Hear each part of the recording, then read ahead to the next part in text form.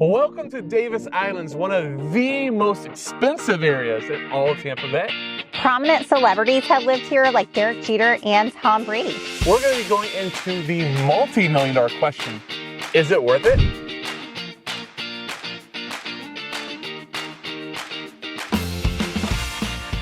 Today, we are going to be breaking down the good and the bad of Davis Island. My name is Jamison. And I'm Jillian Jamison. We are real estate agents in the Tampa Bay area. We help dozens of people every year buy and sell homes in the area. Yeah, no, if this is your first time to the channel, welcome. We're so glad to have you for this especially awesome video that we have planned for you.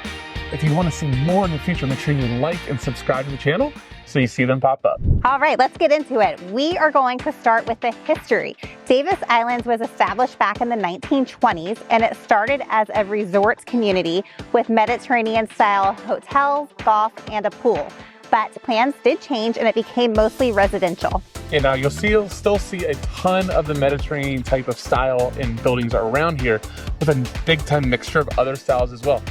My favorite thing though is while you're here, all the beauty really makes you feel like you're at a resort all the time.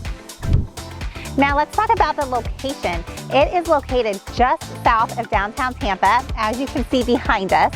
If you work in downtown, it's going to be difficult to find a closer location. Yeah, for sure. It's only about 20 minutes. I'm going to keep pointing behind me too.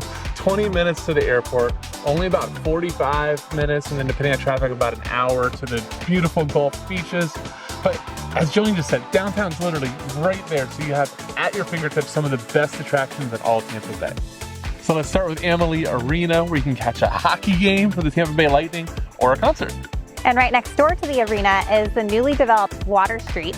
Here there's a plethora of restaurants, bars, and it's also home to Tampa's first 5-star hotel, The Edition. Yeah, now if you already enjoyed those restaurants, you want to go check somewhere else out, go to Hyde Park. We just did a video on this.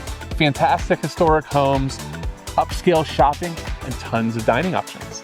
There's also Bayshore Boulevard right around the corner. This is the world's longest continuous sidewalk and a great place to get some exercise in.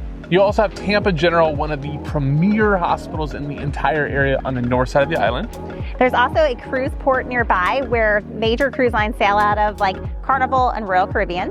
And now, we said, downtown's right there. So all of the really cool attractions like the aquarium, the Glazers Children's Museum, the Straz Center, all of that right there.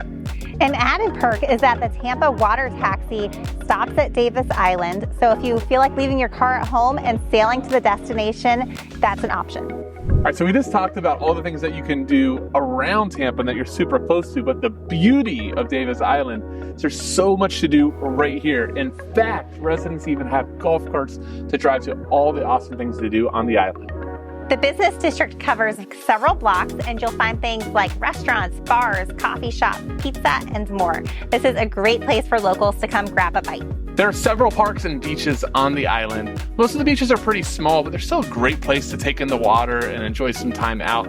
One of the beaches actually overlooks the private yacht club, which has some unbelievable views of massive boats. And there's also a dog beach right across the street, which is actually pretty rare for this area, so dog lovers love this feature on Davis Island. And another perk is there is a public boat ramp, which is great for boaters.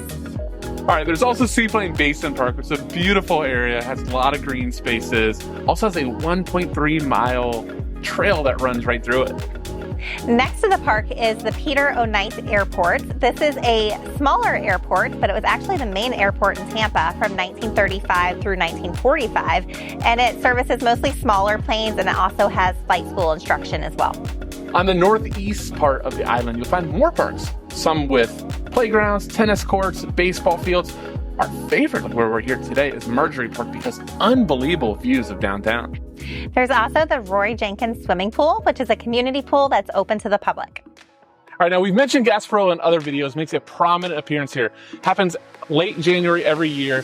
The festivities end on Bayshore Boulevard with a parade where the pirates take over the city. And Gasparilla is a really big deal on Davis Island. A lot of residents decorate their houses and really get into the spirit of this fun tradition.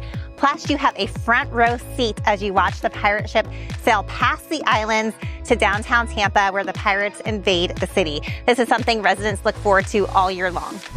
It is worth mentioning that the schools that Davis Islands are zoned for are some of the top rated schools in the area. There's also plenty of private school options nearby as well. All right, let's talk about housing on Davis Islands. The majority of homes you find here are single-family homes, but there's going to be a mixture of apartments, condos, and townhomes. The earliest homes date back to the 1920s. They're Mediterranean style, which is what that original developer was going for. Many of the older homes have been torn down over the years and large homes or mansions built in their place. And the homes range from small bungalows under 1,000 square feet to mega mansions.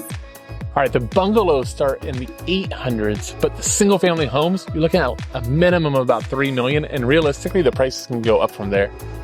Now, if you're looking for a more budget-friendly way to live on the islands, there are some condos available as well.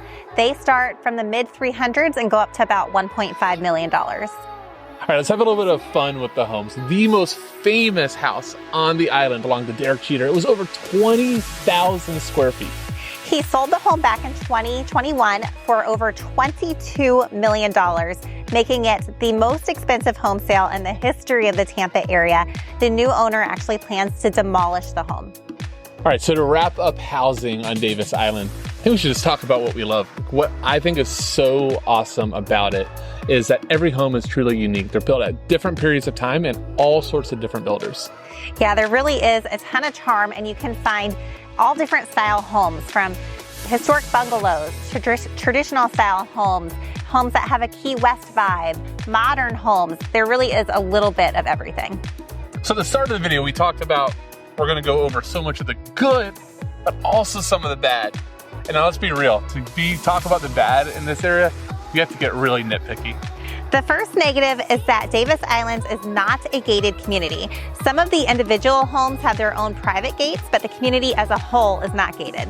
Now this really might not be a deal breaker for a lot of us, but at this price point, that is sometimes what people really like to see.